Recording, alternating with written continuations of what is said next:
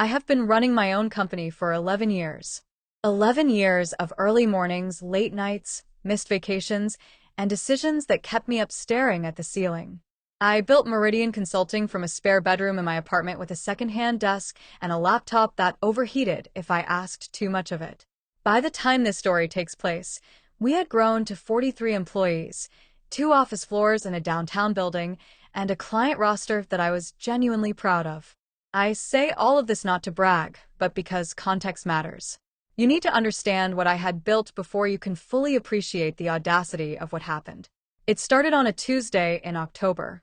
I remember the month because the leaves outside my office window had just turned that particular shade of copper that I love, and I had been in a genuinely good mood all morning. We had just closed a significant contract with a healthcare network. My team leads had all submitted their quarterly reports on time for once, and someone had brought in a box of those fancy pastries from the bakery 2 blocks over. It was, by any reasonable measure, a good day. And then my assistant Priya knocked on my door and told me, with a look on her face that I can only describe as barely contained amusement, that a woman had called the main line asking to speak to whoever was in charge of me. In charge of me. Those were the exact words. Priya handed me a slip of paper with a name and a callback number, and she said, with admirable professionalism, that the woman had been quite insistent. She had told Priya that she needed to speak to a manager or an owner because she had a serious complaint about one of our employees and she was not going to rest until something was done about it. Priya had explained, gently, that she would pass the message along. The woman had then asked Priya if she herself was in charge, and when Priya said no, the woman had said, and I quote, "Then I don't need to talk to you." I looked at the name on the slip of paper. Diane Holloway. I did not recognize it immediately, and so I asked Priya if the woman had said what this was regarding. Priya told me that she had, in fact, said quite a lot. Apparently, there had been an incident at one of our client sites the previous Friday. Diane Holloway claimed that one of our consultants had been rude, dismissive, unprofessional, and had spoken to her in a way that was, quote, completely unacceptable for someone in a service position. Now, I want to be fair. I take complaints seriously. I always have. When you run a business that is built on relationships and trust, your reputation is everything, and if one of my people had genuinely been rude to someone, I needed to know about it. So, I did not dismiss this. I asked Priya which client site the woman was associated with, and Priya told me it was Callaway Medical Group, one of our longer-standing clients, where we had a team doing operational efficiency work. Here is where I should explain something. The previous Friday, I had personally gone to Callaway Medical Group. I do this occasionally, especially with long-term clients, because I believe in showing up. I do not just send my team and disappear. I had spent most of that Friday afternoon on site, walking through their administrative offices, sitting in on a workflow review, and meeting with their department heads. I had been the only person from Meridian there that day because the rest of the team was off-site at a training session I had organized. So when Priya told me that Diane Holloway was complaining about a Meridian employee who had been at Callaway Medical on Friday, I already knew exactly which Meridian employee she was talking about. It was me. I sat with that for a moment. I thought back to Friday. I had met a lot of people that day. I had been in and out of multiple departments. I had introduced myself to staff members. I had asked questions and reviewed documents and generally done my job. I tried to recall any interaction that had gone sideways. Any moment where I might have been sharper than I should have been, or less patient than the situation required. I genuinely could not think of one. I had been in a good mood on Friday too, as it happened, because the healthcare network contract had been on the verge of closing, and I was feeling confident about where the company was headed. But I picked up the phone and I called Diane Holloway because that is what you do. She answered on the second ring, and before I had finished saying my name and explaining that I was returning her call from Meridian Consulting, she was already talking. She had a very particular way of speaking, Diane Holloway. She was loud in the way that some people are loud not because they can't hear themselves, but because they want to make sure everyone else can hear them. She had the cadence of someone who had filed complaints before and considered it something of a hobby. She told me that she was so glad someone had finally called her back because what she had experienced on Friday was simply outrageous. She said she had been minding her own business at Callaway Medical, where she apparently worked in the billing department, when a woman from our company had come in and started asking questions and going through files and acting like she owned the place. She said this woman had been rude, had interrupted her, had not shown proper respect, and had generally behaved in a way that was completely unbecoming of someone in a customer-facing role. I asked her, calmly, to describe the interaction in a little more detail. She said the woman had come into the billing area and started asking about processing times and workflows, which was apparently an inconvenience because they were busy. She said the woman had not introduced herself properly. She said when Diane had tried to explain that now was not a good time, the woman had said that she understood but that she only needed a few minutes and that the review had been scheduled in advance. And she said the woman had then proceeded to take notes on everything, which Diane found invasive. I let her finish. Then I said, "Miss Holloway, I appreciate you sharing all of this. I do want to make sure I understand the situation correctly. Can you describe the woman you're referring to?" She described me. Fairly accurately, actually. She mentioned my hair, which I keep shorter on the sides, and my jacket, which was burgundy that day, and the fact that I had been carrying a leather folio. I said, "I see. And this woman, did she tell you her name?" Diane said she might have mentioned a name, but she hadn't really been paying attention because she had been in the middle of something. I said, "Her name is Renata Cole. That's me. I'm the one you spoke with on Friday." There was a pause. I continued. "I'm also the founder and CEO of Meridian Consulting. When you called to speak to whoever was in charge of me, you reached my company's main line. I am the company. There is no one above me to escalate to." The pause extended. I want to say that I delivered this with complete professional composure, because I did. I was not unkind. I was not sarcastic. I was not triumphant in my tone, though I would be lying if I said there wasn't a small, quiet part of me that was enjoying this in the most deeply human way possible. But my voice was even and my words were measured because I genuinely wanted to have a productive conversation, and I have learned over 11 years that you cannot have a productive conversation with someone if they feel cornered or humiliated.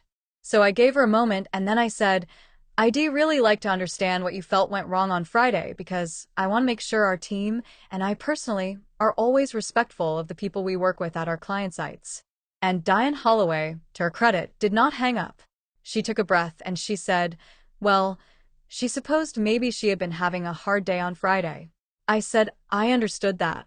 I told her that I had tried to be mindful of the team's time and that the workflow review had been scheduled with a department head, but that if my presence had felt intrusive or if I had come across as dismissive at any point, I was genuinely sorry for that experience. She said, a little quieter now, that she supposed she might have been a bit abrupt herself. I said that these things happen and that I hoped we could start fresh. She said she supposed we could. And that was more or less the end of the call. It lasted about 12 minutes in total. Priya appeared in my doorway about 30 seconds after I hung up, clearly having heard at least part of the conversation through the glass, and she was pressing her lips together in that way she does when she is trying very hard not to smile. I told her everything was fine and asked her if there were any more pastries left. There were not. But the copper leaves were still beautiful outside my window, and the healthcare contract was still closed, and I thought about Diane Holloway for the rest of the afternoon in a way that was more tender than anything else. I have been underestimated my entire career. I started in this industry as a junior analyst at a firm where I was frequently the only woman in the room, and often the only one who looked like me, and I learned early that certain people make assumptions. They look at you and they decide, before you have said a word, what box you belong in. They decide whether you are the decision maker or the note taker. They decide whether you are the one with authority or the one who defers to authority. And then they are surprised when the box turns out to be wrong. I was not angry at Diane Holloway. I want to be clear about that. She had made an assumption. She had decided, based on something she observed or something she felt, that I was a person who could be reported to someone else, managed by someone else, corrected by someone else. And she had been wrong. That happens. What matters is what you do with the moment when the truth arrives. I want to tell you about the larger context of that day, though, because I think it is important and because it connects to something I have thought about many times since. When I started Meridian, I had a mentor named Gloria, who had retired from a senior role at a national firm after 30 years. She used to tell me that the hardest part of leadership for women, and especially for women of color, was not the work itself. The work, she said, is just work. You learn it, you do it, you get better at it. The hard part is the space between who you are and who other people think you are, and learning to live in that space without letting it diminish you. She said that space never fully closes. What changes is how you carry it. I have thought about Gloria a lot over the years. I thought about her on that Tuesday in October, sitting at my desk after hanging up the phone with Diane Holloway, watching the copper leaves move in the wind outside my window.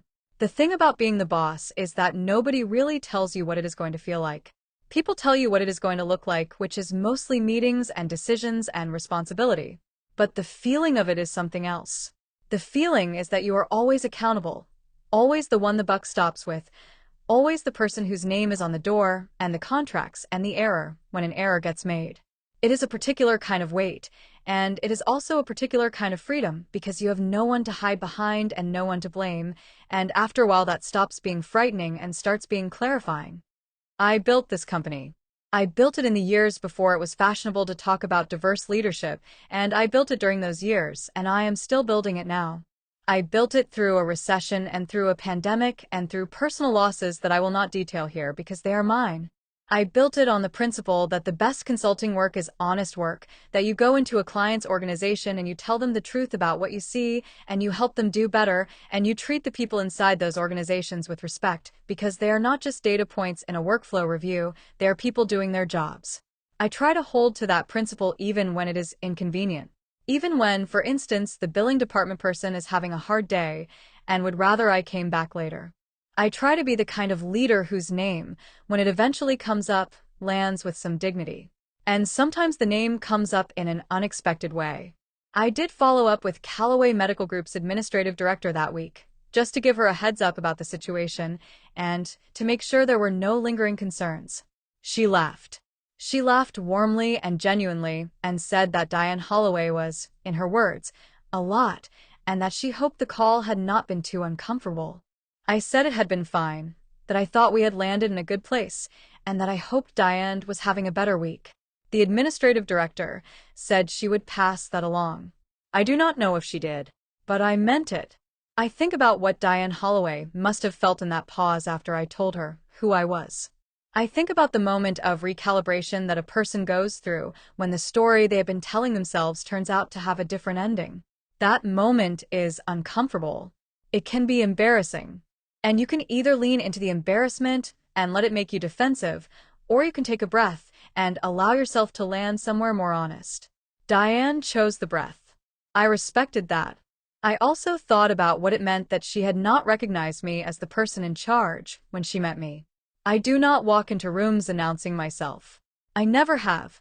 I think there is a kind of leadership that requires constant declaration, that needs you to remind people at every turn who you are and what you have built, and I have never been drawn to that style. I prefer to let the work declare itself. I prefer to earn the room rather than demand it. But that comes with a cost, which is exactly what Diane Holloway illustrated so neatly. Sometimes people will look at you and decide you are the employee rather than the employer. Sometimes they will call your company's main line and ask to speak to whoever is in charge of you. And when that happens, you have a choice.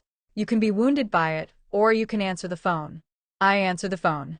A few weeks after the Diane Holloway call, I was in a meeting with two potential new clients, a pair of brothers who ran a regional manufacturing business and were considering bringing us on for a process improvement engagement. They were pleasant enough, sharp in their own way, and they had done their homework on Meridian. But about 20 minutes into the meeting, one of the brothers looked past me at my associate Marcus, who was sitting to my right, and addressed a question about company leadership directly to him. Marcus, bless him, did not miss a beat.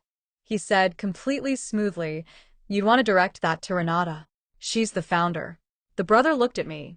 I smiled. I answered his question. After the meeting, Marcus and I walked back to the office together, and he shook his head and said, "Does that happen a lot?" I told him it happened enough. He was quiet for a moment, and then he said, "I don't know how you don't just lead with it every time. Like, just walk in and say hi, I'm the CEO." I told him I understood the impulse. But I also told him what I believed, which is that the title should follow the presence, not the other way around. If you have to announce your authority before you have done anything, you're borrowing credibility rather than earning it. And borrowed credibility is fragile. Earned credibility holds. He thought about that for a while, and then said it was a good point, but that it still seemed exhausting. It is sometimes. I won't pretend otherwise. But here is what I also know. Every time I walk into a room and someone underestimates me, and I do the work anyway, and the work speaks, something shifts. Not always in the other person, though often there too, but always in me. There is a kind of confidence that you cannot get from a title or a corner office or someone else's recognition. It is the confidence that comes from knowing, with absolute certainty, that you belong in the room because of what you can do, not because of what someone else has decided to call you. I have been called a lot of things. Junior, assistant, staff, Ma'am. young lady, on one memorable occasion by someone who must have been at most 8 years older than me. I have had people try to hand me their coat at industry events because they assumed I was staff. I have had my ideas repeated back to me by men who thought they were having them for the first time. I have had clients who insisted on speaking to my male colleagues even after I had been introduced as the person running the engagement. And I have also had moments like the one with Diane Holloway, which in their own way are perfect. Because in those moments, all the assumptions collapse at once, quietly, in the space of a phone call or a sentence or a look, and what is left is just the truth of who you are. I am Renata Cole. I am the founder and CEO of Meridian Consulting. I have 43 employees and a view of copper leaves in October and a phone that I answer myself when the situation calls for it. And the next time someone calls my main line asking to speak to whoever is in charge of me, Priya is going to put them straight through. Because I have learned that those calls, handled right, have a way of ending better than they begin.